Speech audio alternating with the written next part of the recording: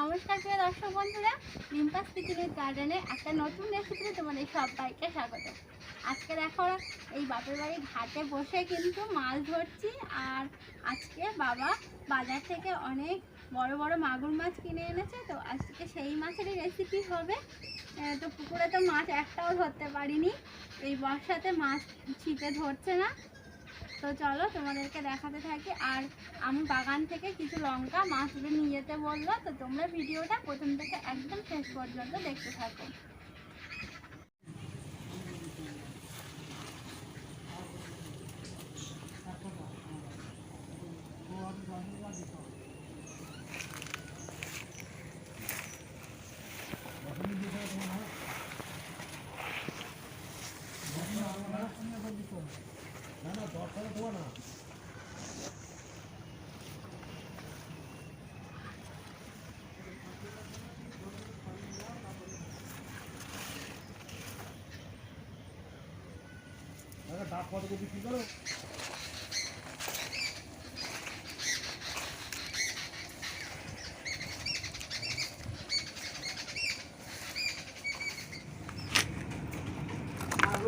ঝোল আর কচি মেয়ের কোল। তো বন্ধুরা, তোমরা দেখতেই পাচ্ছ কত বড় বড় মাগুর মাছ। আর আমার জেঠিমা কি শ্লোক বললো সেটাও শুনলে। জেঠিমা অনেক পুরানো দিনের মানুষ, তো অনেক ওখানে শ্লোক শোনা যায় জেঠিমার কাছ থেকে। তো দেখো মা এই মাগুর মাছগুলো কেটে নিচ্ছে। কত বড় সাইজটা দেখো শুধু, আর একদম জ্যান্ত। দেখো কাটা যাচ্ছে না, কাটতে কাটতে চলে এসছে এদিকে।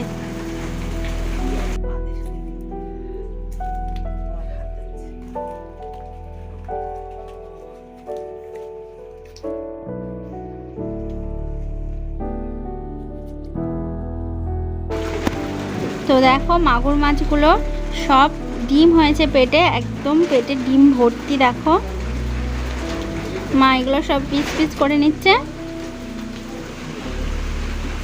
এই দেখো কত ডিম হয়েছে। এবার মাছগুলো কিন্তু ভাজার পালা, তার জন্য দেখো সর্ষের তেল দিয়ে দিয়েছে কড়াইতে অনেকটা পরিমাণ। আর এবার লবণ দিয়ে দিয়েছে মাছগুলোর ওপরে, আর হলুদ। এবার এগুলোকে সব মেখে নেবে।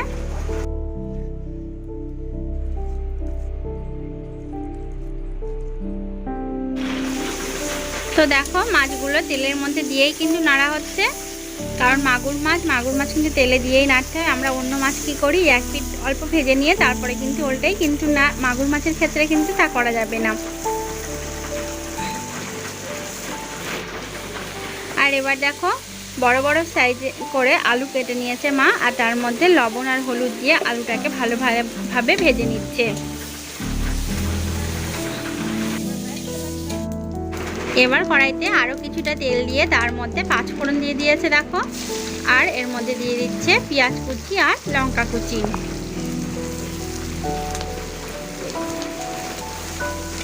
এই পেঁয়াজ আর লঙ্কাটা কিন্তু ভালোভাবে কষাই করে নেবে।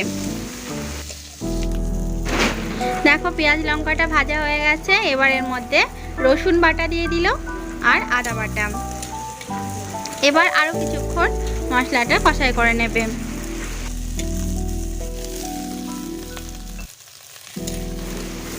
এবার সেই ভাজা আলুটা দিয়ে আরও কিছুক্ষণ ভালোভাবে কষাই করে নিচ্ছে। তরকারি যত বেশি কিন্তু অল্প জালে কষানো যায় তত কিন্তু খেতে ভালো লাগে। তো ভালোভাবে মশলার সাথে আলুটা ভাজা হয়ে গেছে। এবার দেখো এর মধ্যে জল দিয়ে দিচ্ছে। জল দিয়ে এটাকে ঢাকা দিয়ে প্রায় 2-5 মিনিট রেখে দিতে হবে।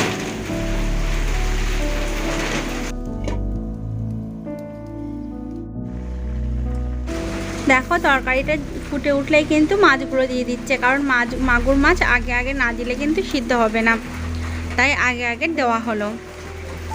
এবার এটাকে আরও কিছুক্ষণ প্রায় 3 থেকে 4 মিনিট সিদ্ধ করে নিতে হবে।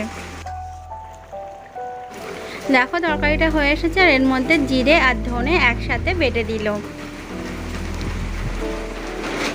এই জিরে আর ধনে বাটাটা দিয়ে নেড়ে চেড়ে আরও কিছুক্ষণ কিন্তু সিদ্ধ করে নিতে হবে। দেখো রেডি হয়ে গেছে আমাদের মাগুর মাছের ঝোল। এই বর্ষার দিনে মাগুর মাছের ঝোল খেতে কিন্তু ভীষণ টেস্টি বন্ধুরা। তো তোমরা বাড়িতে এইভাবে মাগুর মাছ রান্না করে দেখবে, ভীষণ ভালো লাগবে। তো দেখা হচ্ছে নতুন রেসিপি নিয়ে। সবাই ভালো থেকো, সুস্থ থেকো, আর প্লিজ প্লিজ বন্ধুরা আমার চ্যানেলটিকে অবশ্যই সাবস্ক্রাইব করে দিও।